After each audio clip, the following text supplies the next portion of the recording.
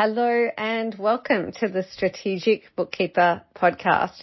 In today's episode, we are going to talk about using a product ladder to boost engagement of your services and hopefully your productized services. So this is about using a product ladder to welcome more new clients through the door and to upgrade existing clients into your succession products, your what's next products, your this is how I solve more problems products, okay? A product ladder is a smart, strategic way to grow your bookkeeping practice, and so I would love to show you exactly what it is and how you can use it in order to thrive. Let's go. I'm Jeannie Savage, the Strategic Bookkeeper. I'm an award-winning entrepreneur, author, speaker, trainer and coach. After 13 years in practice and after scaling into a lifestyle business where I could choose my own adventure, I'm sharing my secrets to success, my secret sauce recipe on how to build a thriving practice, delight your clients and ultimately live your dream on your terms. This podcast is a companion to my book. In each weekly episode, I'll share strategies for scaling and success.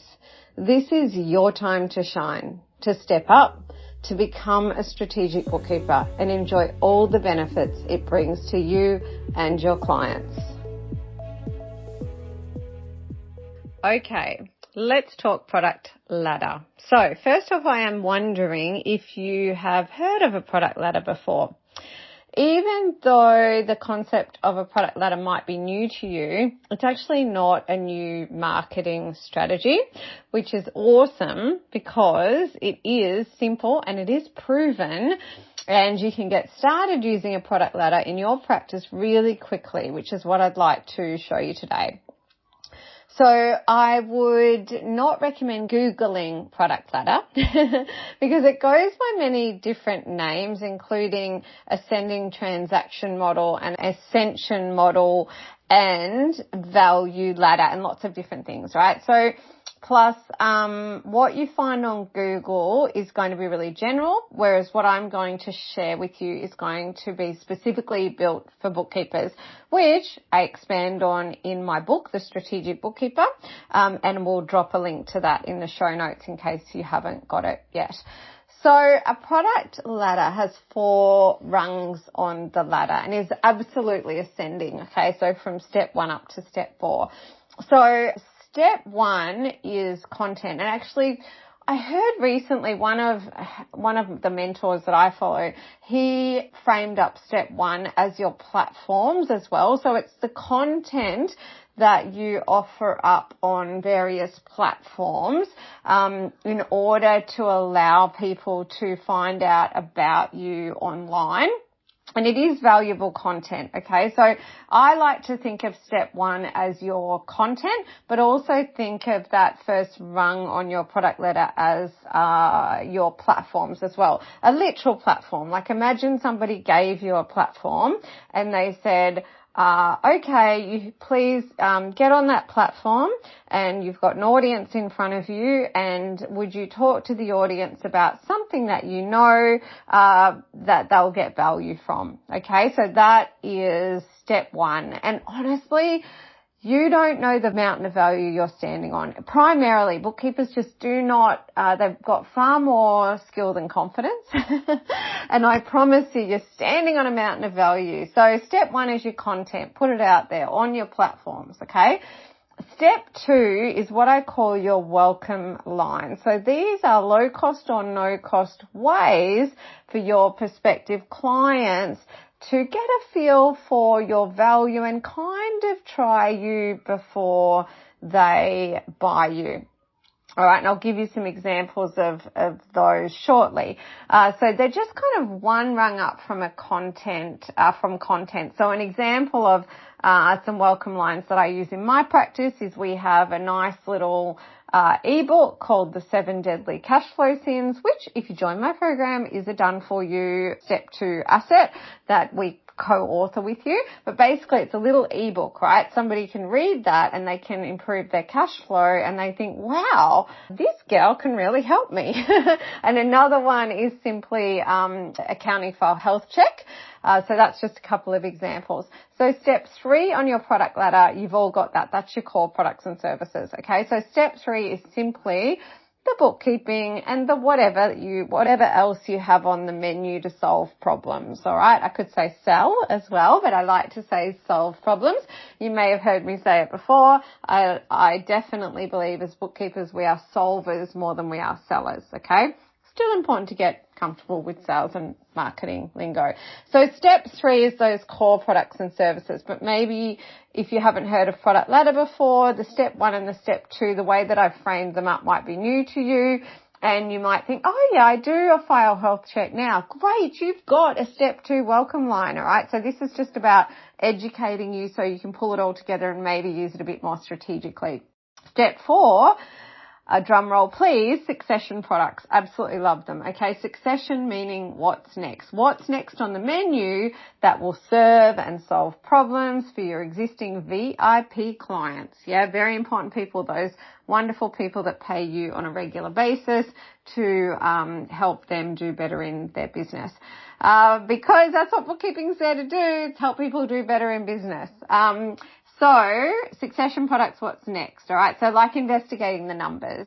Succession products are ultimately things that you really have on the menu for existing clients. And one of the reasons for that is that it is really important when prospective clients come to you to sell them what they want rather than try and sell them what they need. Okay. So that's a concept that I've talked about before, but if you're hearing it for the first time, it can be quite game changing. If you try and constantly sell what people need, you'll lose them.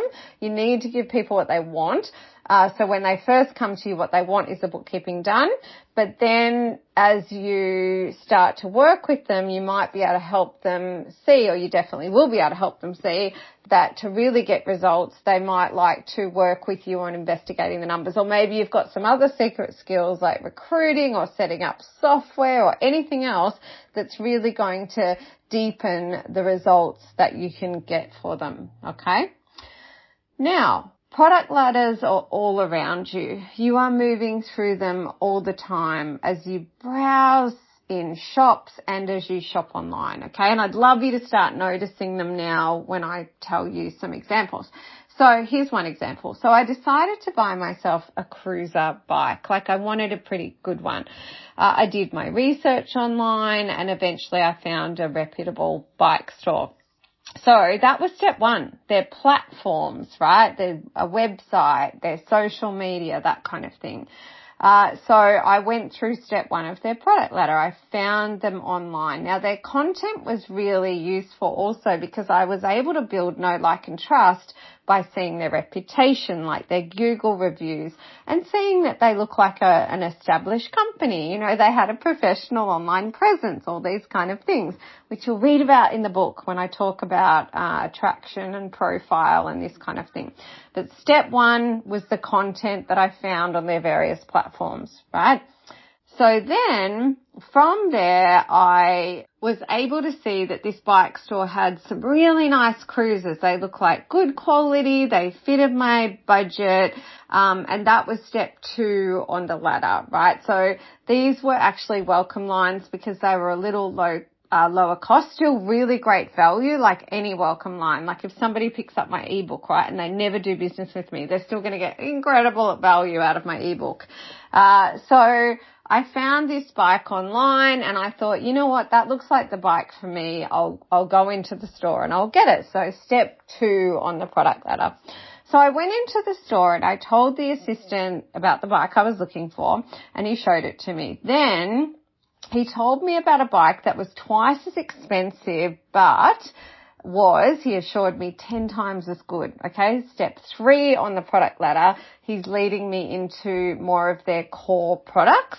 After I bought the bike, he made sure I was on the mailing list and that I booked a service. ta-da, he actually began to engage me in what will be my succession products, going back to the store, getting a service, anything like that. What's next on the menu for someone who's already a client, okay?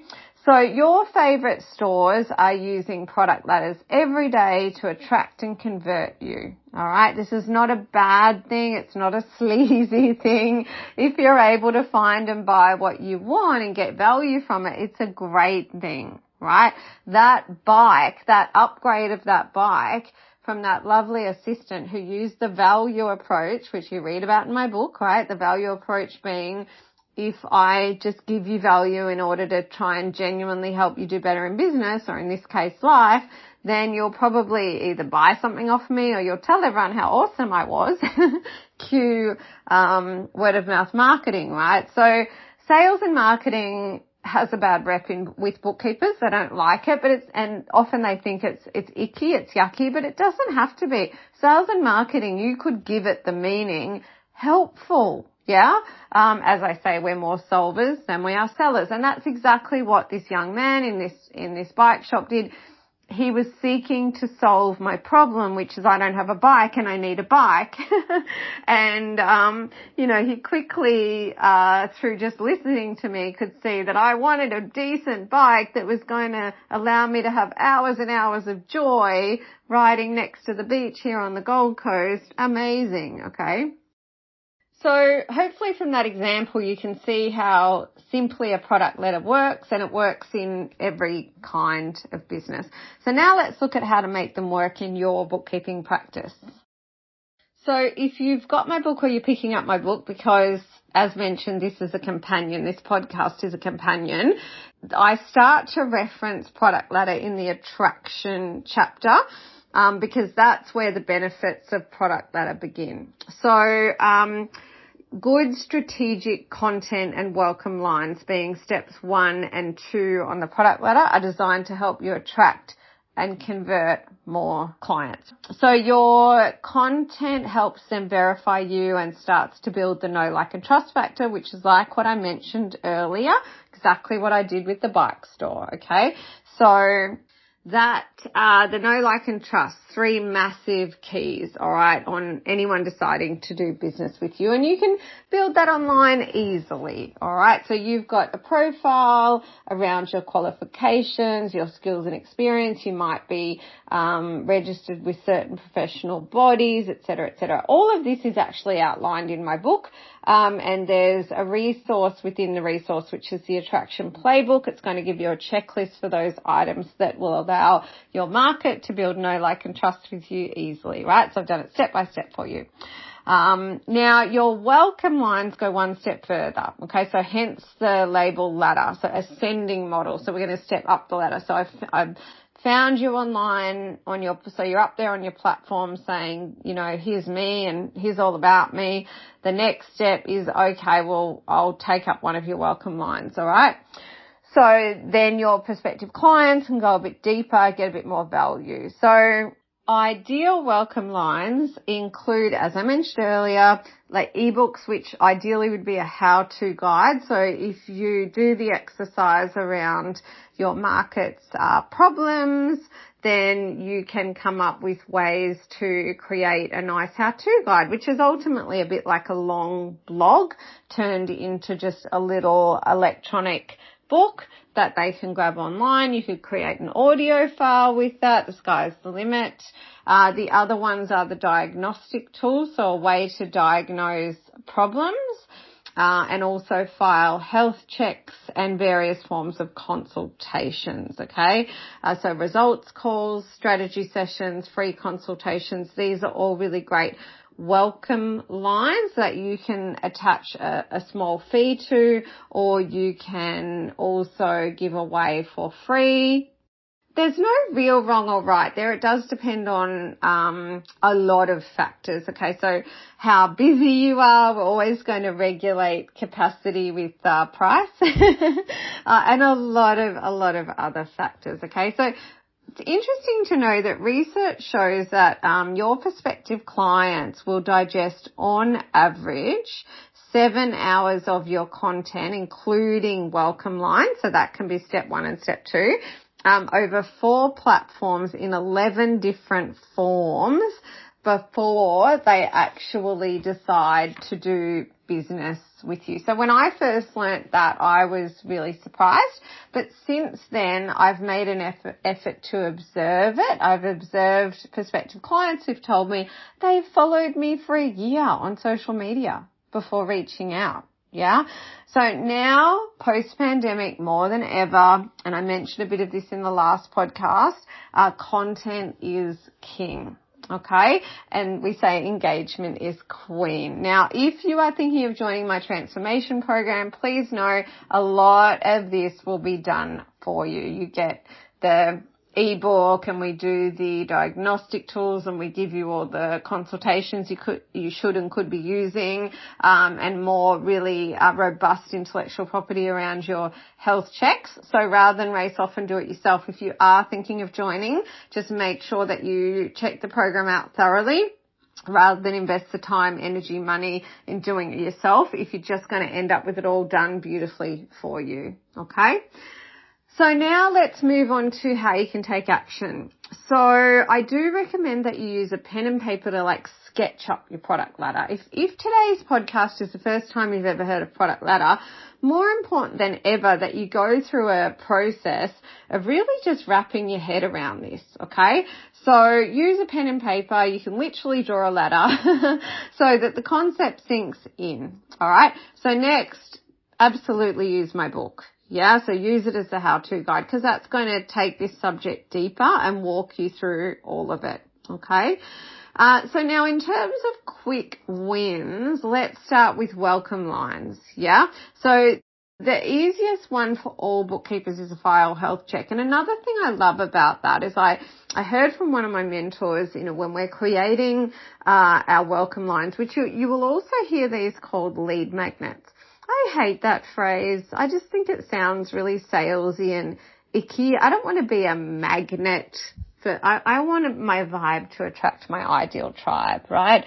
And so I think for bookkeepers, the phrase welcome lines, it's mine. I came up with it because I really do think of it as a way to, I think of step 1, like content, like you're on a platform and people are out there and you wave at them and you say, yeah, hey Sally, hey Joe, I'm Jeannie. I'm going to talk to you about 7 deadly cash flow sins today, whatever, right?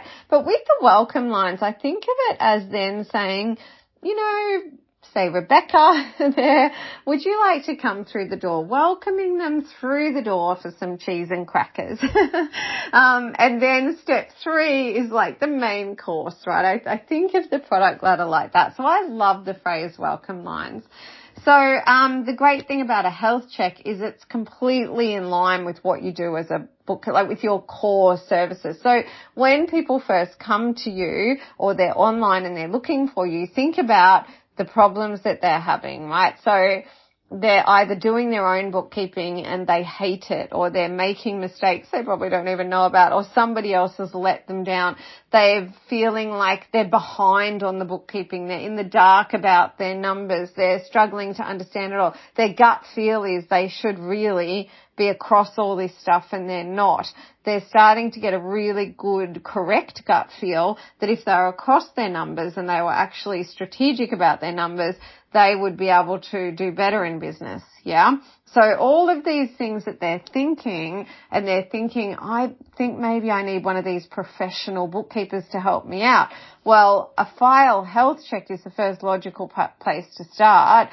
And it's actually tapping into those problems, because you're saying, well, you're feeling in the dark. I'm going to give you clarity. Yeah. You're wondering what you need. This is about a needs analysis. So a file health check is definitely one of the most powerful welcome lines that you could ever offer up. So if you're not offering that now, you need to do it. You can price it anywhere between $0 and $100. I would recommend that you always have it. Ours is, at the time of recording this podcast, our file health check that we call Fresh Eyes on Your File is $99 plus GST. Now, the other thing about a welcome line is you're not going to make any profit out of that. I don't care if it takes you an hour and you're telling me, well, my rate is whatever. A profitable VIP client is paying you monthly over the year. Yeah. Anything is a one-off. Like even if you charge $1,000 for 10 hours of catch up, if they never do anything else with you, really, how much did you make out of that? What is it? Putting a salad and a main meal on the table? Your core products are serving clients over the long term. Anything else is more of a welcome line. I actually even think of my primary catch-up services as welcome lines because I'm still welcoming them in. When they become a progress bookkeeping client, an ongoing bookkeeping client, then, hey, we're into core products, yeah? This is all just education and food for thought for you, all right? So you start to get more strategic about exactly what you're doing and how you're serving people. So file health check, price it. Let's say you priced it at $99, $150, whatever you want to price it at. Then you can do special offers, right? For example, you could say, well, this month we'll do a file health check. If you're going to a networking function, it's a really good way to say, would you like, an audit on your existing Xero file? Would you like some clarity and control and et cetera, right? But I personally like having a fee attached to them. The other way that you can reduce them, okay, so most of the time when our prospective clients come through and I show them our menu, which again you can read about in the book, they can see that the place to start is a Fresh Eyes, a file health check, and it's $99 and they pay me that and they move ahead, right? So the great thing too is they suddenly then become some kind of customer. Before they weren't, but the minute they give you money, they're a customer.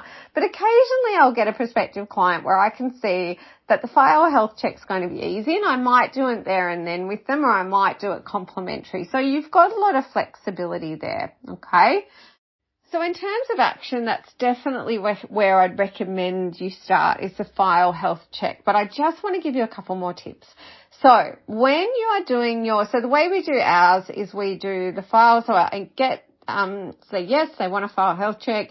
We do an engagement because we need, to get them to sign off on that. Then we do the file health check. It's all put into our diary. We're very big on capacity management, which we show you how to do in the program. So systems, keep your promises to your clients, capacity management. So a tip, what we do is we do our health check debrief. So I'll book the client's work for the health check, then I'll book their health check debrief as a Zoom call, then we jump on the Zoom call. My hot tip here is that to take your bookkeeper hat off a bit and try and put your sales and marketing hat on somewhat. And the reason for that is that the gap that exists between the client and you in terms of knowledge is a chasm. It's so big, and I've seen bookkeepers go into too much detail in it when they do a health check debrief and they start going all through the file and the issues. I recommend that you keep the detail brief and that you really keep it more high level, and that way you can tailor it. So let's say I said, okay, on a scale of 1 to 10, 1 being a perfect file, 10 being, oh my goodness, brace yourself. Your file is a 3, and the main areas are that there's some items that sit unreconciled on the bank statement, et cetera, and that way you can ask, do you have any other questions about that section of your file? What you'll find is that business owners on the whole are they're not so detail orientated, you're detail orientated. And remembering, start with the end in mind. So the end game with a file health check is to allow them to feel your value so that they say, you know what, I'd like you to actually help me, because the file health check is not where you'll help them the most. It's the best starting place. We start with a file health check every single time. In fact, when we finish a catch-up, we internally do a file health check. They're critical. They're so important and they're very high value, but it's not where you'll get the biggest results, right? So start with the end in mind, and the end game is, okay, we've assessed your file. Do you want us to help you?